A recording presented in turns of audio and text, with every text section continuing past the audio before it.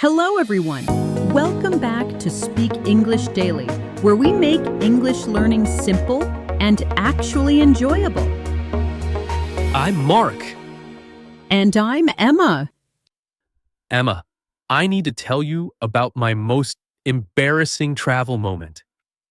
Oh no, what happened this time? Okay, so picture this. I'm in London, first time visiting. I need to find the British Museum. Simple, right? I see a friendly woman walking her dog. I walk up to her, open my mouth, and, "Excuse me, British Museum, where?" Oh, Mark, you sounded like a caveman. Exactly. Me want museum, you show. She was so nice about it, gave me perfect directions, but I understood maybe 30%. Something about turn left at the lights and you can't miss it. Guess what? I missed it for 40 minutes. Let me guess. You were too embarrassed to ask anyone else? I walked around pretending to look at my phone, hoping I'd magically find it. Well, you're not alone. Today we're solving this exact problem: how to ask for directions confidently and actually understand the answer. Can we also talk about what to do when you still don't understand but you're too embarrassed to ask again? Absolutely. No more wandering around lost and pretending everything's fine. And if you're new here, hit that subscribe button because we release practical lessons like this every week. And share this episode with a friend who's planning to travel or wants to feel more confident speaking English. All right, Mark, are you ready to never get lost again? My pride can't take another 40-minute museum hunt. Let's do this. So, Mark, why is asking for directions so scary for English learners? Because it's not just one sentence, it's a whole conversation. You have to ask, understand their answer, maybe ask follow-up questions, and remember everything they said. Exactly. And they always talk so fast. Yeah, just go down here, take the second left, no, wait, third left, past the post office, turn right at the big tree. Walk 5 minutes, can't miss it. By the time they finish, I've forgotten whether it was left or right. Here's what makes it worse. You're nodding like you understand everything. You say, "Thank you so much." Then you walk away thinking, wait, which way was it? That's exactly what I do. But here's the truth. Even native speakers sometimes don't understand directions the first time. The problem isn't that you don't understand. The problem is you're afraid to say, "I don't understand." So it's about being brave enough to ask again. Exactly. Today, we're giving you the tools to ask confidently, understand clearly, and ask again without feeling awkward. Let's start with the basics. I'll give you 3 levels from simple to natural. Ready? Level 1, simple and correct. "Excuse me, where is the train station?" "Excuse me, where is the nearest ATM?" That's what I usually say, but it sounds stiff, right? It does. Native speakers usually add more words to sound polite. Level 2, more natural. "Excuse me, could you tell me where the train station is?" "Excuse me, do you know where the nearest ATM is?" Could you tell me where? Do you know where? Yes, much softer. Level 3, very natural. Excuse me, I'm looking for the British Museum. Could you help me? Sorry to bother you, but I'm trying to find the train station. Could you point me in the right direction?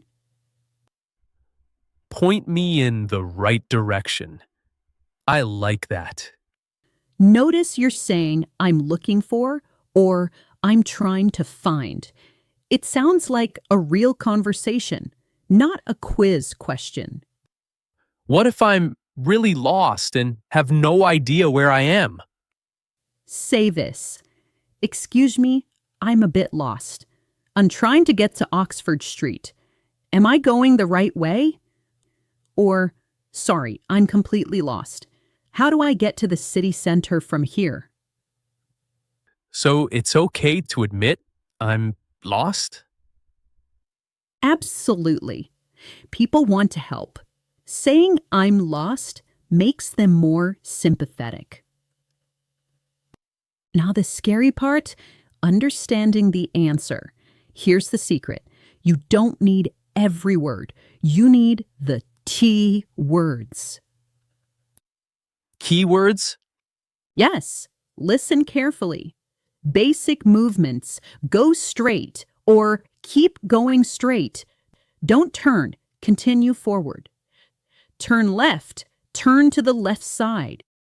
Turn right, turn to the right side. Go back, you're going the wrong way.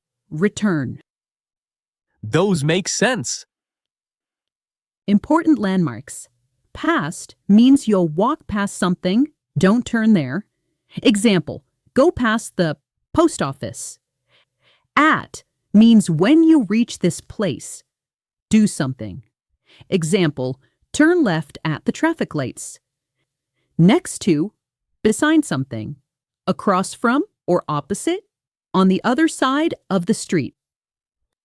So opposite the park means I look across the street. Exactly. Street features. Traffic lights, the red, yellow, green signals. Roundabout or circle, a circular intersection. Corner, where two streets meet. Block. American English, the distance between two streets. Example, go 3 blocks. Okay, I'm following. Distances. Just around the corner, very close. Maybe 1 minute. About 5 minutes.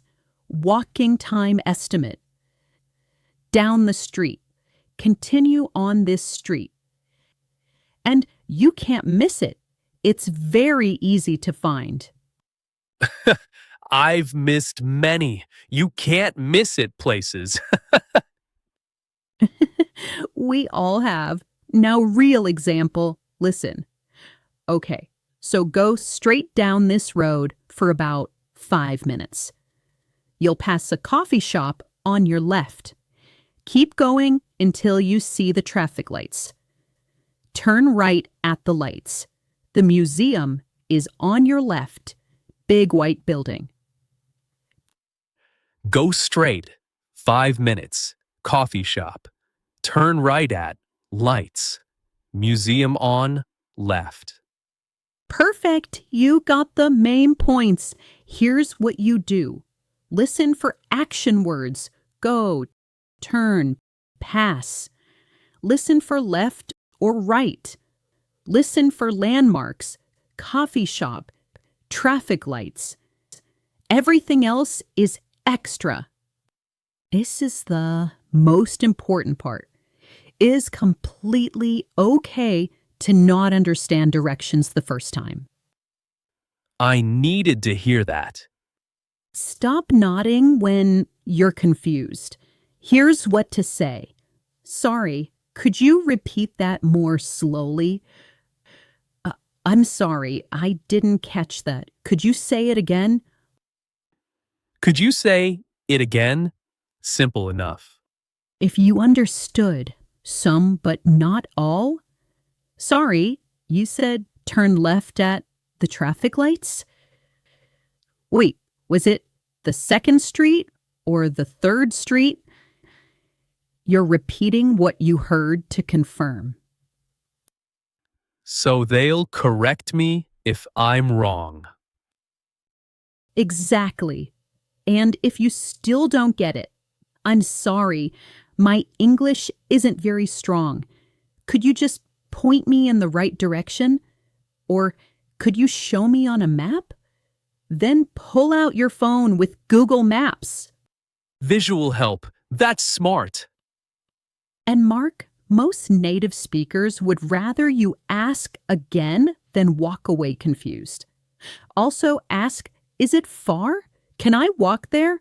This tells you if you need a taxi or bus. All right, let's practice. I'll be the helpful stranger. You stop me on the street. Excuse me. I'm looking for the train station. Could you help me? Oh, sure. Walk straight down this street about 3 minutes. You'll see a big blue building on your right. The station is right next to it. So, walk straight for 3 minutes. Blue building on my right. Station is next to it? Exactly. You got it. Thank you so much. Perfect. You confirmed the directions. Let's try one more. More complicated this time. Excuse me, do you know where the British Museum is? Oh, yes. Go down this street. Turn left at the 2nd traffic light. Then walk for about 10 minutes. You'll pass a park on your left. Keep going straight, and when you see a big fountain, the museum is across from it. Big white building. Sorry, that was a lot. Could you repeat it more slowly? Of course. First go straight down this street. Straight down this street. Then turn left at the 2nd traffic light. 2nd traffic light. Turn left. Walk about 10 minutes. You'll see a park on your left side.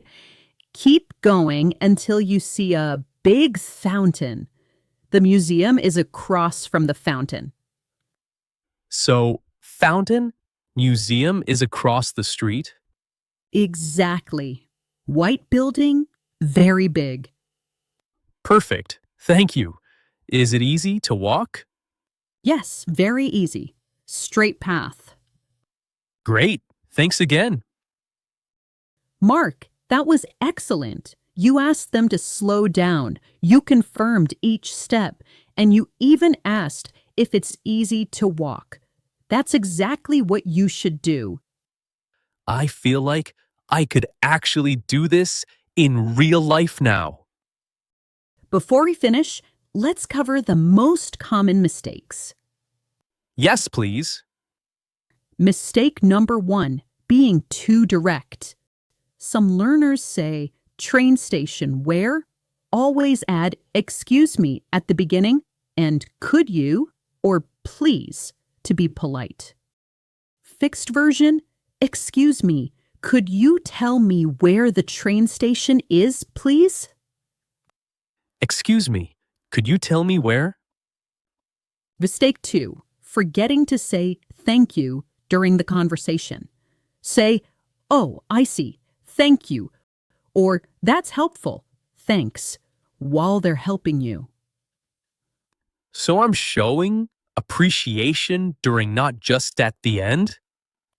Exactly. Mistake 3, pretending to understand when you don't. Always ask, sorry, could you repeat that?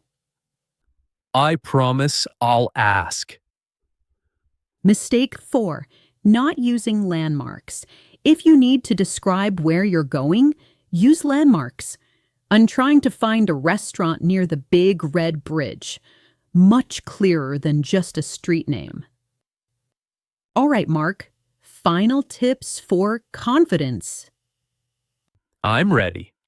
First, asking for directions is normal. Everyone does it. You're not bothering people. Second, most people want to help. They feel good assisting someone. Third, your English doesn't have to be perfect. Clear and polite is enough. Fourth, if you get lost even after asking, that's okay. Ask someone else. And fifth, use your phone. Google Maps is your friend, but asking real people is great practice. I'm not going to be afraid anymore. That's the spirit. And remember, every awkward moment is a lesson. You know what? That embarrassing British Museum moment taught me what not to do. And now I know what to do instead. Exactly. And I bet our listeners have their own lost in a foreign city stories. Tell us in the comments, what's the most lost you've ever been? Did you ask for directions? How did it go? And if you try asking for directions in English this week, let us know. We want to hear your victories. Next time I'm in London, I'm finding that museum on the first try. We believe in you. And listeners, we believe in you too. Remember, asking for help isn't a weakness, it's a smart strategy. Every question you ask is practice. Every conversation makes you stronger. Thank you for listening to Speak English Daily. See you next episode. Keep practicing, stay curious, and don't be afraid to ask. Bye for now. Take care, everyone.